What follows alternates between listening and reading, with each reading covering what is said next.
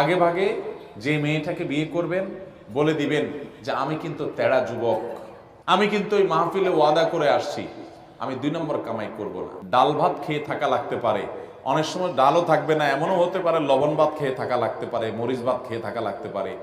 রাজি থাকলে আসো, এগুলা কোনো মুখরোচক গল্প শোনাচ্ছি না তোমাকে। আমি কিন্তু 2 নম্বর কামাই করব না, অতএব কামাই কম হবে, কষ্ট হবে। চাইলে আসো, আর না হলে এখনো রাস্তা মাপতে পারো। আমাকে আইসা শাড়ি চুড়ির ডিমান্ড দিবা, অন্য চোরদের বউ, ডাকাতদের বউ, দুর্নীতিবাজদের বউ, তারপর রিলিফ চোরদের বউ, হারামখোরদের বউ, তাদের মতো দেখে দেখে কম্পিটিশন করতে পারবা না। তুমি আমার বউ হতে হলে, হালাল খোরের বউ হতে হলে, তুমি সকল লোভ ছেড়ে দিয়ে সততার উপরে থাকার নিয়ত করতে হবে, কষ্ট করে চলার নিয়ত করতে হবে। তবে যারা কষ্ট করে চলার নিয়ত করে, আল্লাহ তাআলা এদেরকে সবচেয়ে সুখে রাখেন, শুধু আখিরাতে না, দুনিয়াতেও।